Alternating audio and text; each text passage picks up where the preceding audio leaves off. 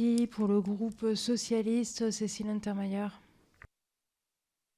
Merci Madame la Présidente, que je tiens à remercier pour son initiative. Je voulais remercier aussi les coordinateurs Alain Tourret et Pierre Morel à l'huissier qui ont fait un travail extrêmement sérieux et nous ont permis de réfléchir ensemble de la manière la plus facile et agréable.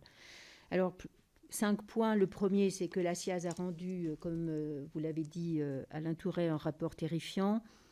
L'audition de Jean-Marc Sauvé, ici, à la Commission des lois, nous a permis de mesurer à la fois l'intelligence et le cœur qu'il fallait développer pour aller au fond d'une question aussi massive, difficile et douloureuse que celle des enfants victimes. Deuxième point, c'est que le principe d'un groupe de travail s'appuyant sur ce rapport et étudiant les 12 recommandations susceptibles de justifier une suite législative était le bon à mon sens. Il est le premier pas dans un combat contre l'omerta. Mon troisième point, c'est que la polémique autour du rapport SIAZ est éteinte par les explications complètes données par Jean-Marc Sauvé à l'Académie catholique, à mon sens. Peu importe d'ailleurs les chiffres, dès lors que la situation est identifiée dans sa gravité. Mon quatrième point, c'est de dire que l'Église de France a demandé un audit extérieur par une personnalité incontestable. Cet acte signe l'entrée dans une volonté de réparation et sortir de la culture du silence, et nous devons le souligner. Mon cinquième point, c'est de dire que le passé lointain, ce sont des victimes et des agresseurs qui, lorsqu'ils ne sont pas décédés, entrent dans le champ de la prescription. L'Église de France s'engage dès lors dans une justice restaurative sur le fondement d'une responsabilité systémique qui doit bien sûr nous interroger, au-delà donc de la prescription.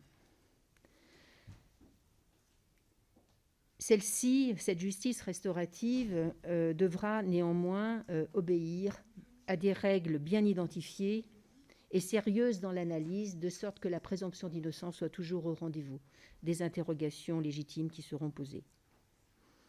Ce dispositif sui generis, en dehors des règles de droit habituelles, nous oblige à observer et à clarifier comme cela a été dit.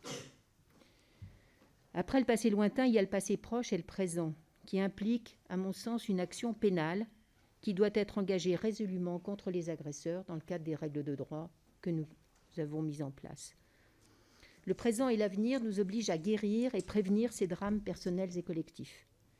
La conclusion du rapport, en ce qu'elle appelle à une action massive et pérenne de l'État autour de l'enfance, nous pouvons regretter la disparition du défenseur des enfants, 5,5 millions, dont 300 000 au sein de l'Église, rejoint la proposition de résolution que j'ai déposée le 12 janvier 2022 avec d'autres signataires sur tous les bancs, dans la suite précisément des travaux de la SIAZ et de la Civise. L'État doit être proactif sur ces questions, mobiliser tous les acteurs. Les domaines de l'éducation et du sport sont prioritairement désignés après la famille. Et soyons pragmatiques en tant que législateurs.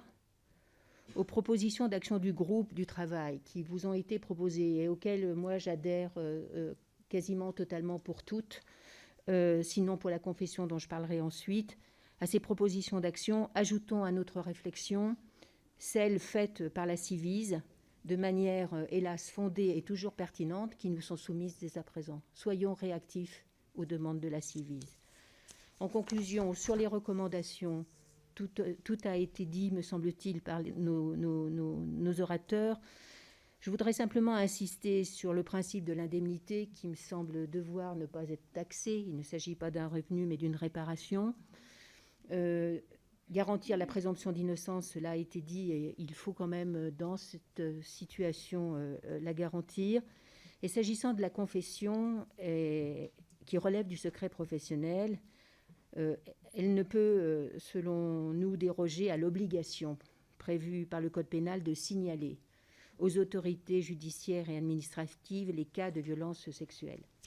Et à ce sujet, me semble-t-il que nous pourrions appliquer ce qui a été fait pour le secret médical, c'est-à-dire inviter préalablement la personne à le faire, et si elle ne le fait pas, eh bien le faire soi-même. Voilà ce que je voulais dire en première intention sur ce groupe de travail. Et je tiens à vous remercier. Je note que nous n'avons pas les chevalets correspondant à cette innovation. C'est bien de voir que la commission des lois, finalement, déborde de son cadre habituel. Et je vous en remercie. Merci, Madame Untermaier.